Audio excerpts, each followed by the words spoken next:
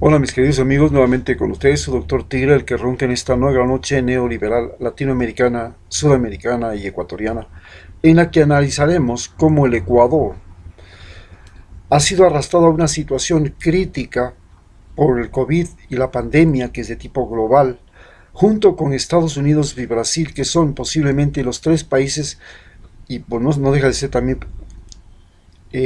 importante la situación de Perú, pero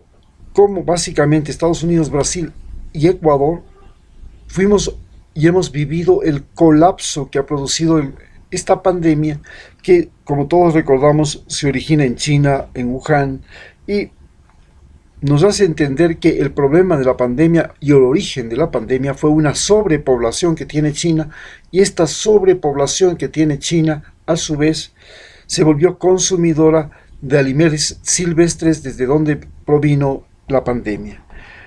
Recordemos que este es un virus que no se conocía, el COVID-19, no sabíamos cómo actuaba, qué producía, qué hacía, se pensaba y aún se sigue creyendo que la mayor fuente es las vías respiratorias, que es por donde ingresa el virus, pero en realidad, aparentemente, el mayor medio de transmisión es la mano, más que el aire que respiramos. Sin embargo, se ha demostrado que las mascarillas son un factor importante para reducir la propagación de la enfermedad. También esta enfermedad nos sorprendió por su capacidad de contagio. Ya estamos pasando, ya estamos hablando de que ya estamos sumando millones de contagiados, ya vamos a llegar a los 3 millones, y estamos hablando de millones de muertos, perdón, de centenares de miles de muertos, estamos llegando a los 500.000. Y lo más grave que ha producido la pandemia es que, dada la globalización que estamos viviendo y gracias a la Internet, nos hemos enterado todos en el planeta Tierra de lo que pasa con el país vecino, y con eso se ha creado medidas de alerta temprana para evitar el contagio y la propagación, pero estas alertas y estas medidas fueron la cuarentena primero y luego el distanciamiento social. Y como consecuencia de eso, en el mundo hemos visto cómo se ha producido el colapso de las economías. Hay economías que han logrado salir muy bien, y países que han salido muy bien, como Australia, como Nueva Zelanda, como Finlandia, como Costa Rica, que están saliendo sin mayores percances, y como Uruguay. Pero otros países, como el caso de Ecuador, como el caso de Brasil y como el caso de Estados Unidos, que son los más dramáticos, la situación ha sido realmente crítica. Hemos pasado y estamos viviendo un verdadero caos en todos los aspectos, un caos. Estados Unidos vive un caos económico. Más de 45 millones de personas ya están en el desempleo y están solicitando al gobierno financiamiento. No es que se quedaron en la calle solamente, sino que ahora el gobierno tiene la obligación de sostenerle. Esto resta recursos al Estado. Se ha producido unas marchas contra el racismo como una antítesis, como una respuesta a este encierro, a esta cuarentena, y ha saltado el cáncer del racismo que venía mordiendo las entrañas de Estados Unidos desde hace 400 años y que ahora se ha puesto en evidencia, se ha convertido en poder político, se ha convertido en policía y se ha convertido en justicia. Al mismo tiempo, Estados Unidos enfrenta ahora la crisis de la reactivación. Muchas de sus empresas han sentido verdaderamente el golpe. Estas empresas han generado desempleo, ya no generan empleo. Estas empresas necesitan un alto recurso del Estado para recuperarse.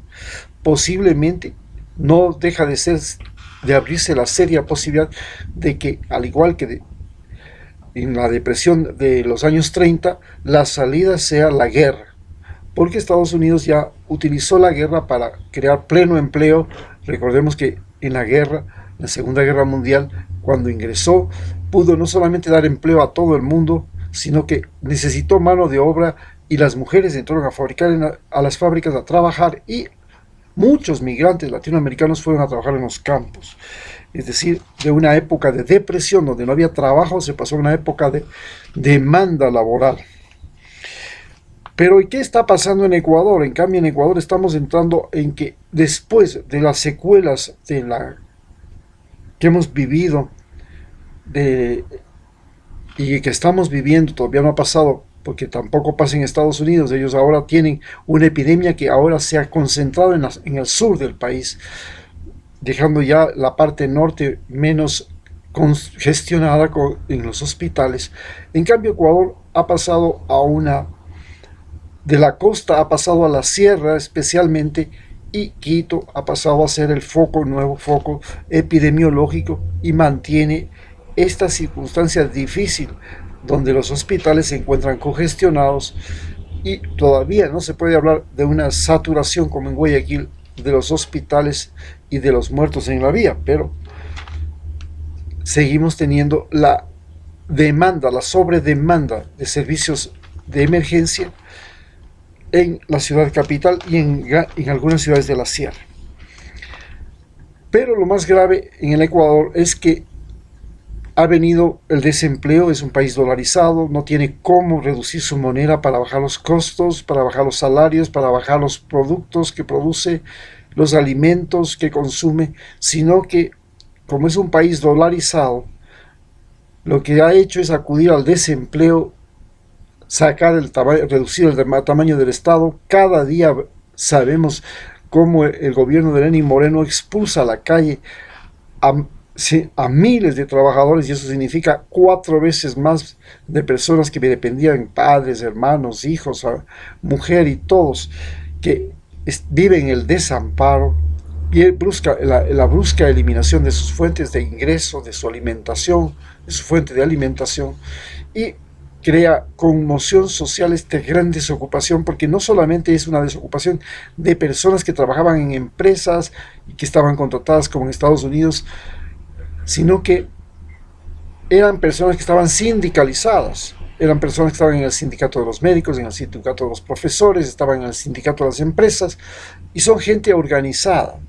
Segundo, además, curiosamente, la gente más preparada del Ecuador, 20.000 estudiantes que fueron a estudiar en las 100 mejores universidades del mundo, son los primeros que están en la calle, y estos no son gente tonta, son la gente más capaz del mundo. Y esta gente más capaz del mundo indudablemente está comenzando a buscar cómo dar por terminado este gobierno, porque este gobierno les está matando al permitir una gran ola de robos de los funcionarios públicos, de los asambleístas, de los partidos políticos, y esto se vuelve algo insoportable. Ellos pasan hambre, todos los ecuatorianos estamos en la misma circunstancia, todos nos volvimos venezolanos, buscando la comida en la calle como los venezolanos, vendiendo cualquier cosita, y de eso pasar a saber que a diario la cantidad de dinero que han robado y la cantidad de dinero que fuga de los ricos y de los bancos y que asfixia más a la economía, nos está irritando, nos está llevando a un momento temible de enfrentamiento con la policía y con el ejército, para lo cual ya el gobierno ha anunciado que va a tomar medidas de represión utilizando inclusive armas letales. Con esta situación pasamos a la situación de Brasil, a entender que en Brasil la situación ha significado el segundo país con más muertos en el mundo, con personas enfermas. La situación de Brasil no se revela a un militar que añora lo que fue la junta militar en los años 80 de Brasil y que pretende crear un fascismo dentro de Brasil y que confronta a los pobres con los ricos en un país donde la diferencia entre los pobres y los ricos es la más abismal del mundo, y en un país donde la justicia, al igual que en Ecuador, ha sido manipulada. Igual, el mismo problema que en Estados Unidos. Mientras que en Estados Unidos la justicia estaba al servicio del racismo, en Ecuador la justicia ha estado al servicio de la corrupción y la persecución política, y en Brasil la justicia también tiene el mismo problema, está al servicio de la represión, de la persecución política y de la corrupción. En esta situación, Brasil, junto con con Ecuador y con Estados Unidos, se han convertido en los focos de un gran proceso de transformación global en que los países de Europa se enfrentan al racismo que ellos crearon, a la invasión de migrantes de las colonias que ellos explotaron y a una crisis en que la derecha procura tomarse el poder y utilizar, hacer renacer formas fascistas como el nacionalsocialismo en Alemania y el mismo nacionalsocialismo en Hungría. En cambio, en Estados Unidos se comienza a fracturar el Partido Republicano, se comienza a fracturar Donald Trump, porque Donald Trump comienza a ser traicionado por sus más cercanos colaboradores, como John Bolton, que publica su libro, como su propia sobrina, que publica otro libro, que lo desacreditan, pero al mismo tiempo también se enfrenta a los hispanos agrupados en los DACA, que procuran se les permita seguir estudiando y trabajando en los Estados Unidos, país en el que nacieron y en el que han vivido cuando llegaron muy niños, y prácticamente es el único país que conocen, no conocen otro, ni siquiera su propio país de origen. Pero además enfrentando ya 26 días de protesta, la protesta social más larga de la historia de los Estados Unidos. Nunca las protestas raciales llegaron a superar